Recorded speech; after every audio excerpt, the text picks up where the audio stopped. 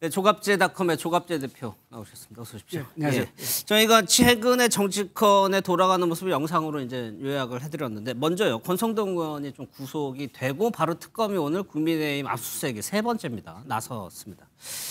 권성동 의원이 현역 의원이고 윤석열 정부에서 핵심 인사였다는 점에서 그 구속은 어떻게 좀 보셨어요? 윤핵관의 종말 이렇게 봐야 되는 거 아닙니까?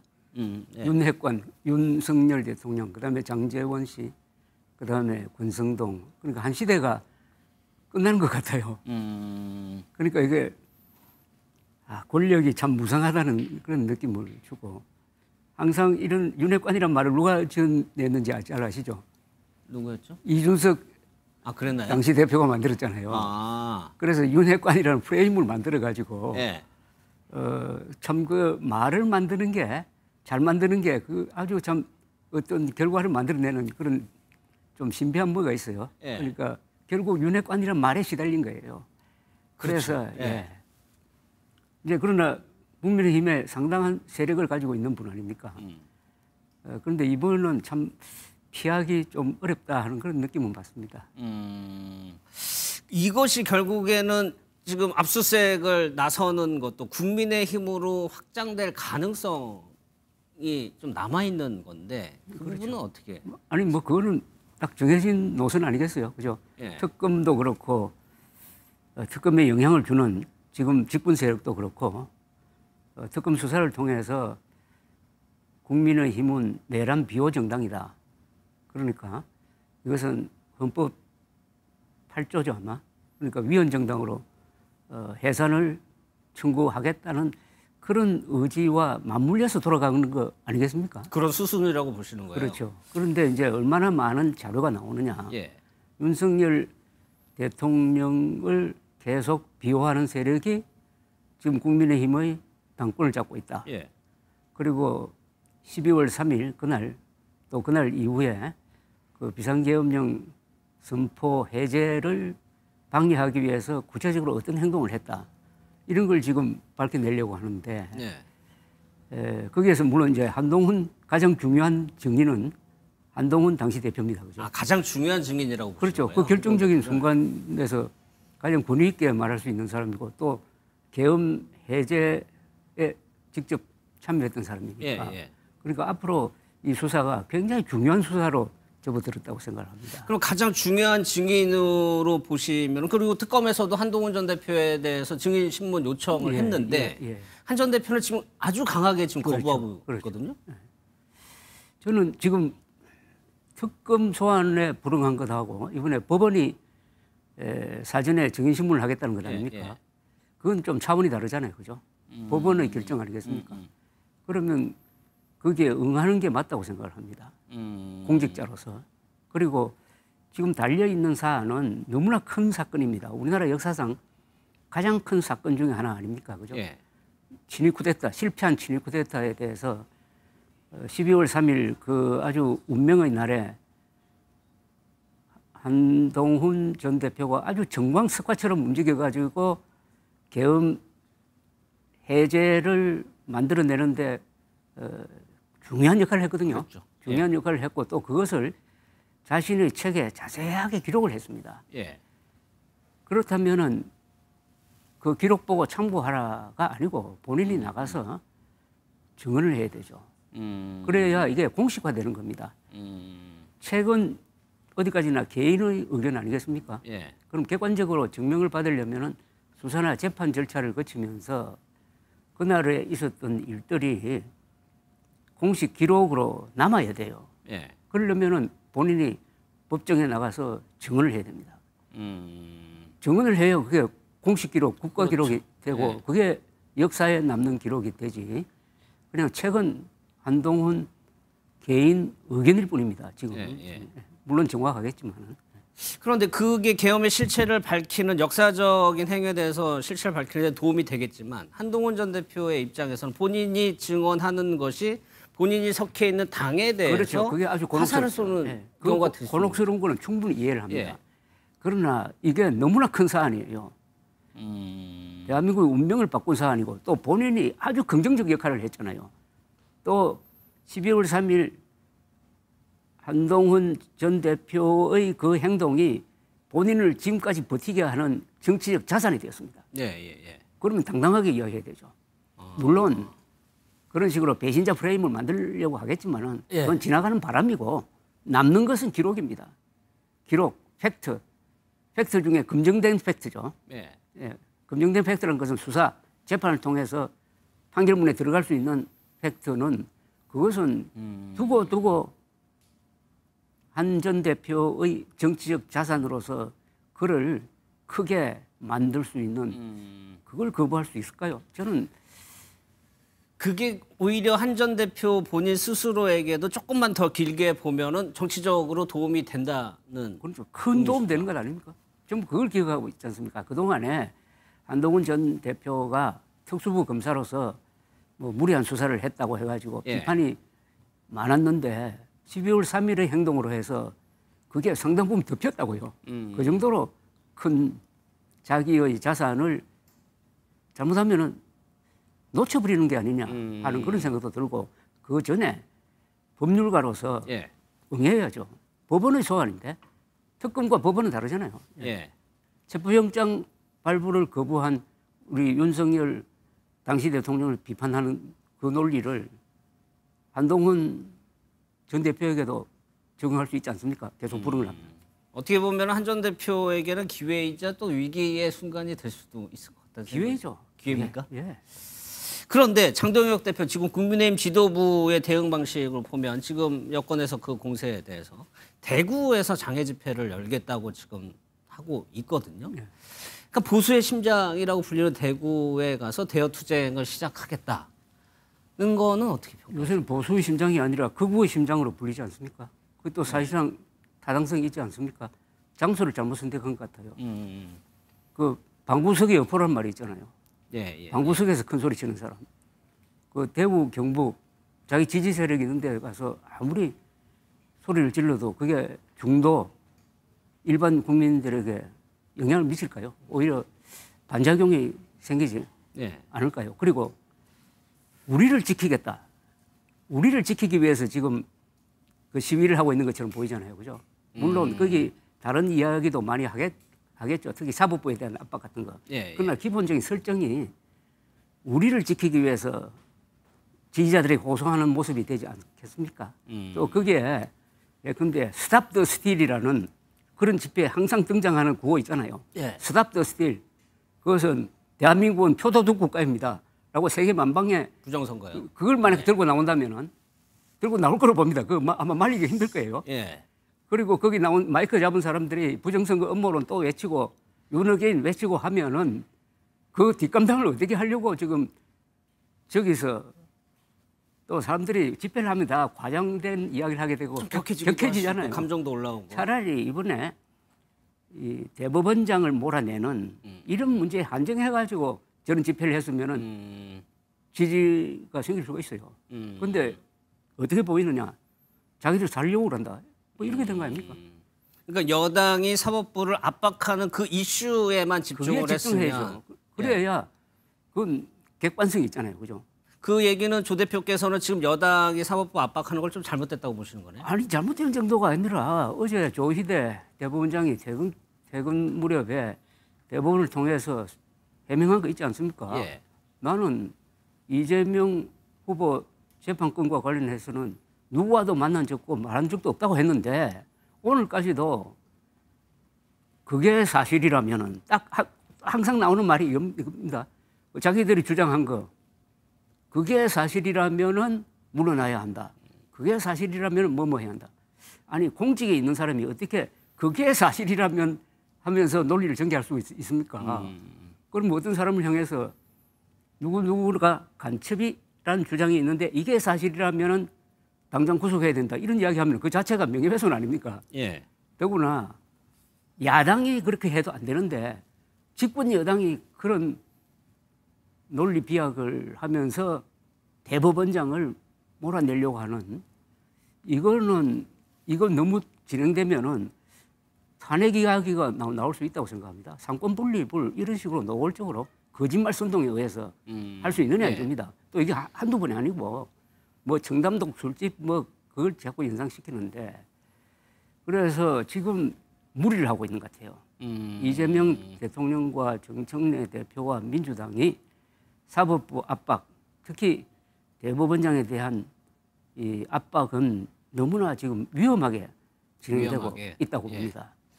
그럼 국민의힘의 입장에서는 지금 명분은 있는데 방식이 잘못됐다는 이제 취지이신 그렇죠. 것 이 같아요. 이 부분을 가지고 시비를 걸고 논리를 펴면은 논리적으로 국민의힘이 이긴다고 봅니다. 헌법적 가치를 지키겠다는 건데. 그런데 이것 말고 대구에서 하기 때문에 그렇습니다. 대구에서 하기 때문에 우리가 지금 코너로 몰려 있으니까 여러분들 우리 지켜주십시오 하고 거기에 윤어게인 부정선거 업무론이 딱 나와버리면은 이번 집회한 다음에 후폭풍이 훨씬 더 셀 거라 이거죠.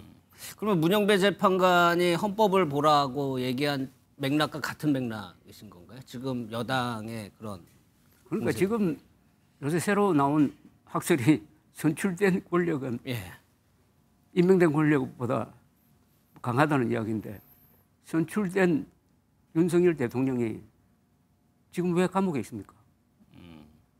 그 말은 헌법이 선출된 권력보다 더 위에 있다는 것 아닙니까? 그러니까 삼권 분립이라는 것은 이게 인류가 발전시킨 지혜 아닙니까? 18세기에 프랑스의 몽테스큐라는 그 아주 철학자가 나와가지고 삼권 분립이라는 아이디어를 냈는데 그게 미국 헌법에 채택이 돼가지고 대통령 중심제 하에서는 삼권 분립이라는 게 있어야 저 왕노릇 못한다 해가지고 만든 거거든요. 그게 우리나라에 들어왔는데 이 삼권 분립을 부정하면은 대통령은 자동적으로 독재자가 될 수밖에 없죠. 알겠습니다. 그러면 보수, 그러니까 국민의힘이 강경 보수를 새 결집을 하는 것이 그것이 혹시요 찰리 커크라고 미국의 보수 활동가가 사망하는 일로 인해 가지고 유럽에서는 지금 당장 영향을 받고 있어요. 지금 구구 집회들이 계속 일어나고 있고 이것과도 좀 맞물려 있는 건가요? 이거 아주 주의해야 될 점이 그 점이라고 생각하는데요. 찰리 커크라는 분은 청년 운동을 통해서 청년표를 트럼프에게 모아준 사람이고 이 공화당의 적대적인 이 대학교 젊은 사람들을 만나서 아주 열띤 토론을 한 그런 걸로 해가지고 상당히 지지 세력을 얻었어요. 그래서 그 사건 나기 전에 한국에도 왔잖아요. 맞죠. 그죠? 이번 달 초에요. 그래서 거기서 강연도 하고 했는데 본질적으로 이분이 어떤 분이냐 하면은 스탑 더 스틸 운동을 주도한 사람이에요. 그리고 부정선거 음모론자입니다. 2020년 11월 트럼프가 진 대통령 선거가 부정선거로 졌다고 선동한 사람이에요. 의회 쳐들어갔던 그렇죠. 건데요. 그런데 그런 논리를 가지고 한국에 와가지고 연설을 하고 또 같이 온 사람들 이야기하는 걸 보니까 이게 이재명 대통령 당선된 이 선거도 부정선거로 보는 거 아니냐. 그리고 부정선거라고 주장하는 사람을 이재명 정부가 탄압하고 있는 것 아니냐. 그러면은 트럼프 대통령이 주시하고 있다. 가만히 있지 않을 것이다. 이런 이야기가 막 나오더라고요. 거기서. 이런 끔찍한 이야기를 했는데 그걸 통해서 보면은 한국과 미국 사이에 부정선거 음모론을 매개로 한 어떤 공조 체제가 형성돼 있고 이걸 통해서 계속 트럼프 대통령 귀에 한국의 부정선거 이야기가 들어가고 교회를 탄압한다는 이야기가 들어가고 하는 것 같아요. 그러니까 트럼프 대통령이 정상회담 전에 SNS에서 교회 관련 언급했을 때 이런 식으로 들어갈 가능성이 있다는 거죠. 또 그 주변에 부정선거 음모론자들이 많고 부정선거 음모론자들은 자기들끼리 잘 통해요. 또 하나 더 있잖아요. 브라질의 전 대통령이 졌는데 트럼프처럼 똑같이 부정선거로 졌다고 해가지고 주장하다가 며칠 전에 대법원에서 반역죄로 징역 27년 3개월 받았다고요. 그러니까 브라질, 한국, 미국의 이 부정선거 음모론을 깔고 공조하는 이게 극우 운동하고 딱 맞물려 버린 거예요. 그래서 그런 점에서 우리가 참 주의해야 되고 그런데 서양에서 특히 유럽에서 있는 극우하고 한국의 극우는 본질적으로 다른 게 있습니다. 서양에서 극우는 여러 가지 특히 이민자 문제에 대한 반발 또 미국에서는 이민자 플러스 다양성 정책에 대한 반발 이런 게 있거든요. 구체적 삶과 직결되어 있어요. 그런데 한국의 극우는 그런 정책과는 별 관계 없어요. 오로지 부정선거 음모론, 오로지 윤석열 그러니까 삶에서 뿌리 내리는 그런 극우가 아니에요. 관념적 극우라고. 그래서 저는 실질적인 선거에서 어떤 힘을 발휘할 정도는 안 된다고 봅니다. 이 관념적 거부니까 예. 망상적 거부지. 예. 그런데 또 장동혁 대표의 최근 행보를 보면 중도로 조금 가는 듯하다가 최근 행보 보면 교회에 조금 치중하는 듯한 모습, 공개 행보를 보면 좀 맞아 보이고 있거든요. 이건 참 이게 이 종교와 정치를 분리하는 게 그게 민주주의 출발점 아니겠습니까, 그죠? 예. 그 마르틴 루터의 종교개혁 1517년 이후에 유럽에서 종교와 정치를 분리하기 위해서 수많은 전쟁도 있었고 암살도 있고 하다가 결국 종교와 정치는 분리돼야 된다. 그런데 요사이 한국에서 유독 이 개신교와 정치가 계속 이렇게 엮여들어요. 엮여들어요. 그런데 이거는 결론적으로 이야기하면 양쪽이 다 손해를 보는데 특히 종교가 손해를 봅니다. 종교가요? 종교 권력하고 정치 권력이 이렇게 엮이면 자연히 정치 권력이 세요. 그럼 종교가 이용당합니다. 이용당해요. 그래서 통일교 이야기 많이 나오는데 통일교가 무슨 가정평화당이랑 당을 하나 만들어가지고 10여 년 전에 전국에 공천한 거 아세요? 아, 그랬었나요? 전 지역구에 공천을 했습니다. 그때 아마 한나라당만큼 했어요. 그런데 한석도 못 건졌어요. 그때 받은 표가 제 기억으로는 20만 표 정도밖에 안 됐어요. 다 합쳐가지고요? 예, 그래서 한국 사람들은 종교 정치를 매우 싫어합니다. 안 맞아요, 이게. 그러면은 종교가 이용당해요. 정치에 이용당합니다. 그럼 앞서 한학재 총재 지금 특검에서 보는 정교 일치 이런 것도 그게 이해관계가 맞물렸던 건가요? 정교 일치란 말을 어떻게 함부로 합니까? 예. 정교 일치하는 나라가 우리나라 세계에서 이란이잖아요. 이란은 이슬람 공화국 아닙니까? 예. 그러니까 이슬람이 정치를 지배하잖아요. 그 최고 지도자는 이슬람 성직자 아닙니까? 맞아요. 예. 그러면 통일교가 그렇게 하겠다는 겁니까? 정교 일치란 말을 아무 때나 하는데 예. 그 끔찍한 이야기거든요. 정교 분리지. 예. 아니 성경에도 유명한 말 있지 않습니까? 카이사르의 것은 카이사르로, 하나님 것은 하나님으로. 이게 예수님이 한 말인데. 최근에 전국 이재명 대통령이 이제 두 여야 대표 불러가지고 약수하고 나서 약간 조금 뭐 협치 정치가 복원되는가 싶더니 그 며칠 지난 지금 상황에서 보면은 그 어느 때보다도 더 지금 강경하게 맞서고 있는 상황인데 마지막으로 요 질문 이 지금 전국 상황을 좀 풀어갈 방법이라든지 어떻게 보고 계신지 좀 궁금합니다. 저는 사법부에 대한 압박을 중단해야 됩니다. 민주당이요. 예. 이거 더 하면요, 누군가는 불행해질 겁니다. 물론 조희대 대법원장이 지난 5월 1일 전원합의체 선고를 했잖아요. 나는 그 실수했다고 봅니다. 그건 하지 않았어야 돼요. 예. 그날 했다면은 두 가지를 했어야 됩니다. 상고 기각을 해가지고 이재명 대통령 후보에 대한 족쇄를 풀어주든지 그걸 끝나는 겁니다. 아니면은 유죄가 확실하면은 거기서 직접 선고를 했어야 돼요. 직접 선고를 했어야 그게 끝나는 거예요. 그게 아니고 중간을 했잖아요. 유죄 취지로 아주 엄정하게 선고문을 읽더니 나는 그걸 쭉 들으면서 야 이거 선고가 바로 나오겠다. 자판을 하겠다고 생각했는데 그게 아니고 파기환송했잖아요.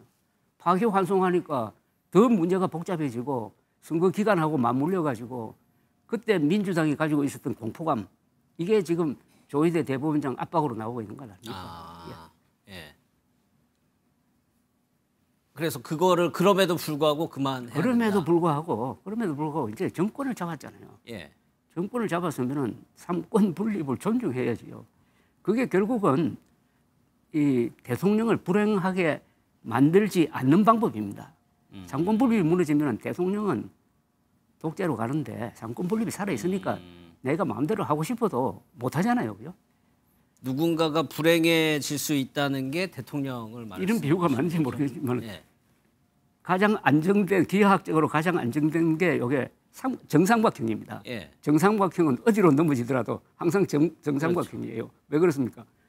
다 세 변이 길이가 똑같아요. 그러니까 행정권, 입법권, 예. 그리고 사법권은 그 힘이 같아야 돼요. 알겠습니다. 그래야 균형을 이룹니다. 예. 여기까지 예. 하겠습니다. 고맙습니다, 선생님. 예.